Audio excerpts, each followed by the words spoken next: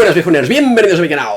Sorpresa la que nos ha dado esta tarde la compañía Capcom. Acaba de anunciar que un nuevo competidor para las consolas mini acaba de llegar atacando directamente a nuestro corazón viejuno. Capcom se ha subido el carro de las consolas mini, bueno, hablemos con más propiedad, al carro de las compañías que sacan una consola con juegos precargados, porque la verdad es que no podemos hablar de una consola mini, precisamente. Este producto de Capcom se trata de un stick arcade doble que mide 22 x 74 centímetros. Y además a este mando de recreativa que han sacado le han dado la forma del logo de Capcom y la ilustración también a juego. La verdad es que es un producto de merchandising total de Capcom, ¿no creéis? Hablemos de más detallitos de este cacharro. Han usado componentes de la marca japonesa Sanwa para el tema de los controles, por lo que la calidad será muy buena en este sentido, aunque hay gente que prefiere otras marcas, como Industrias Lorenzo, pero bueno, está claro que este mando de recreativa no es un producto de gama baja. Tenemos algún detalle más, como por ejemplo que llevará alimentación micro USB, salida HDMI y un puerto USB que en el momento de hacer el vídeo no tengo claro su utilidad, pero bueno, se me ocurren algunas posibilidades malignas para hacerle. Aparte lleva Wi-Fi interna para poder conectar la consola a internet y así poder publicar en internet tus récords para que el mundo mundial sepa lo bueno que eres. Más cositas, dentro incluirá la astronómica cantidad de 16 juegos precargados para disfrutar como si no hubieran mañana.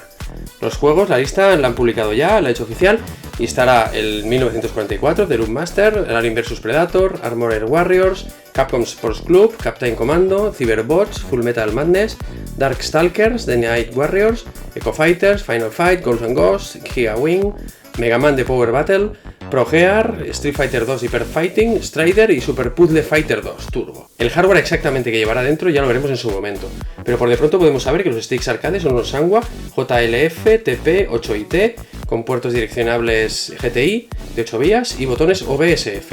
Así tendremos una buena precisión y duración eterna de los pulsadores. Los juegos que lleva preinstalados son los de las ROMs arcade originales de las recreativas de Capcom CPS1 y CPS2.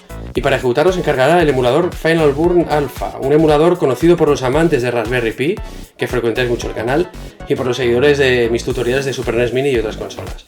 La fecha de lanzamiento es 25 de octubre de este año. Y bueno, pinta bien, ¿no? Pues ahora os digo el precio. 230 euros. ¡Joder! Aquí viene el bajón, ¿verdad, viejunes?